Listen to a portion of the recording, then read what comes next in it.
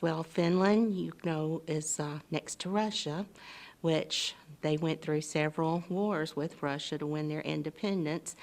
Uh, Finland is a very cold country.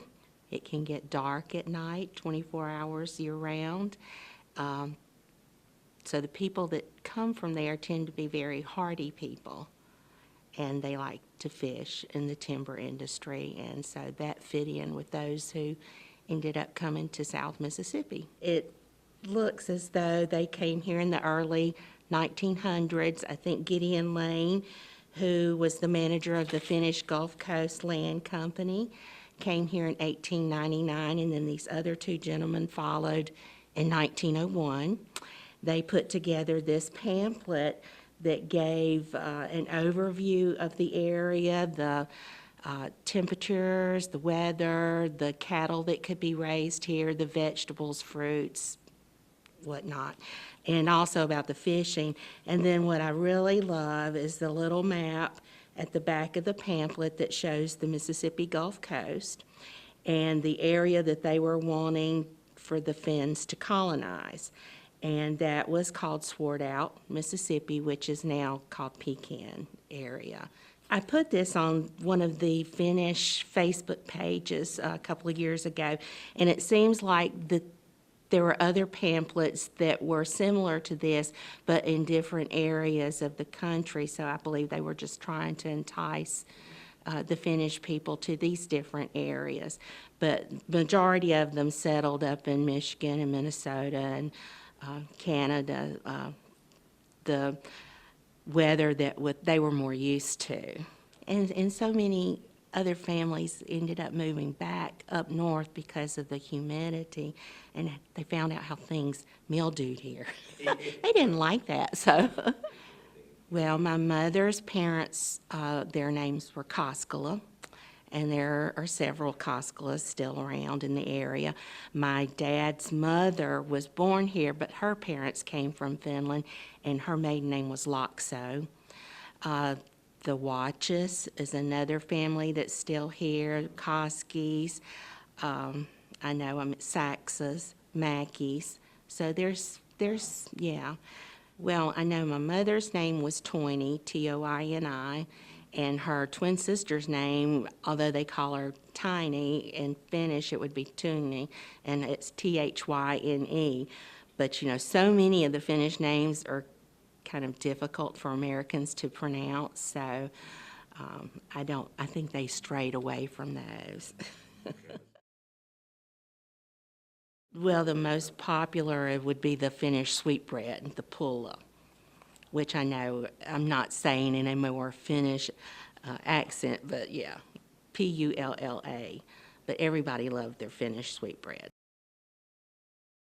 Well, Gideon Lane is one who donated land for the church that is in Creole. At the time, Creole, at that point, on the south side of the tracks was called Lane, Mississippi. Now it's Creole. But it's a little one-room church.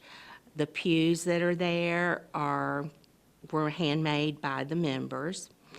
And there is a pump organ there that's been there since 1912. So we still use it at Christmas, when we have our Christmas carols. This is the little charter where the church was originally chartered in 1904, and that's the Suomi Synod, and Suomi is the Finnish word for Finland. So, and my great-grandfather's name is on there, Johan Laakso. He was one of the charter members of the church. At that time, people didn't travel great distances to go to church, so more of your local churches, I think people attended and kind of swayed away from the Lutheran church. But at the time, they only had a Finnish minister that came twice a year. He would come for 2 weeks at a time in the spring and the fall and have all the confirmations and the baptisms at that time. And once a month, they would meet in members' homes to have a little service, whether they had a finished sermon that was mailed to them or a tape that they played. They would read scripture and they would sing songs. So all of the members had these little songbooks that they would bring with them. So it would, yeah, so it's like a Sunday school songbook was what it was called. But Finnish is a very difficult language, but I think we all know our little phrases and words. We meet 3 times a year. We have turned it into a historical society, the Finnish Lutheran Historical Society, or Foundation of Creole, Mississippi. We did that in 1995. So we meet 3 times a year at the church. We have our March meeting, which is like a business and membership meeting. In October, we have a picnic on the grounds. And then the second Saturday in December, we have our Christmas silver tea. Because when they did all their little meetings once a month, they always called it silver tea. But at Christmas, which is Hauska Jola ja onnellista uutta vuotta, that's Merry Christmas and Happy New Year. And we have Jola Pukki, who is Santa, and he usually comes.